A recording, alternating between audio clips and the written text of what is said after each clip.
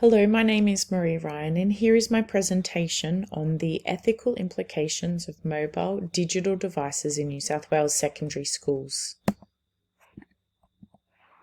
So why is the permitted use of mobile digital devices in secondary schools an issue? Well, research tells us that there are many negative impacts of mobile phone use in adolescents. Firstly, let's look at mobile phone dependence.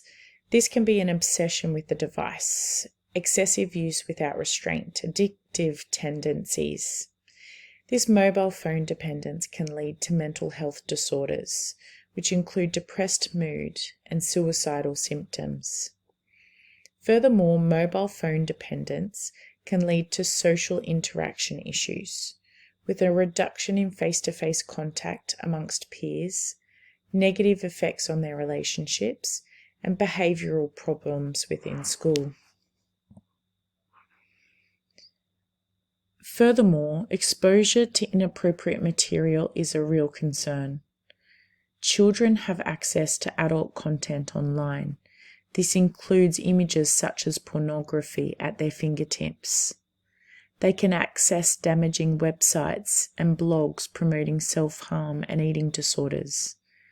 Sexting is a real concern, with it actually being a criminal offence and can be labelled as child pornography. Mobile phone use can lead to issues such as cyberbullying, which includes socially inappropriate contact between students. These are extremely dangerous social interactions, which can further lead to mental health disorders. Finally, but not leastly, distraction from schoolwork is a real concern. This can produce a reduction in productivity.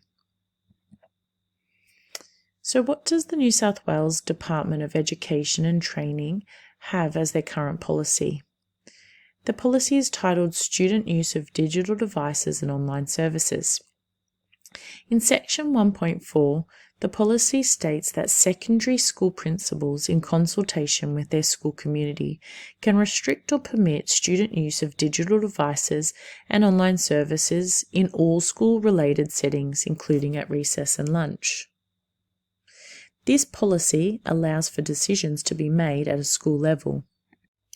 So what are the educational and ethical issues with the current policy? Well, to understand this, we need to look at the ethical principles of autonomy, beneficence, non-maleficence, justice, and citizenship. The current policy allows for principals and school communities to make the decisions at a school level. This current policy does not take into consideration beneficence, where it needs to contribute to the good and well-being of the students. It does not put frameworks in place to do this and to prevent things like cyberbullying and behavioural difficulties that come from mobile phone dependence. This current policy does not fit within a non-maleficence ethical principle. It does not reduce the harm caused to children based on mobile phone use and the harm caused to self and to others.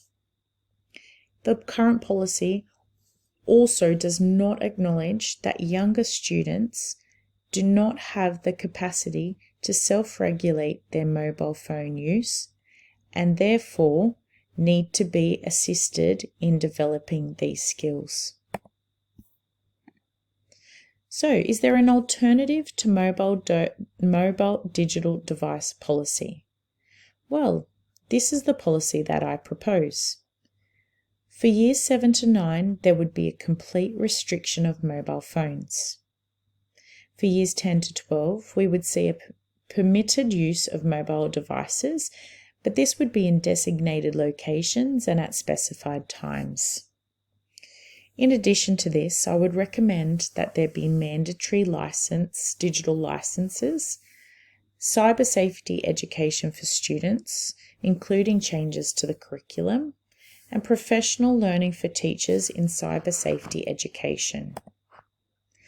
So, how does this proposed policy improve schooling for future children? Well, to do this, we need to return to our ethical principles. Students in Year 10, 11 and 12 are given the autonomy to make decisions around their mobile phone use. These changes will contribute to the well-being of the device user with increased focus on schoolwork, improved mental health outcomes and positive social interactions. There will be a reduction in the harm caused through the effects of cyberbullying and negative social interactions. We will see a decline of mobile device addiction.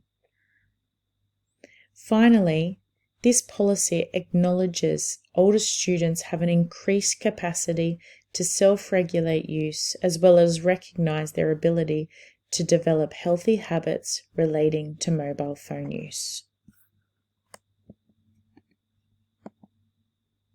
Thank you for listening to my presentation.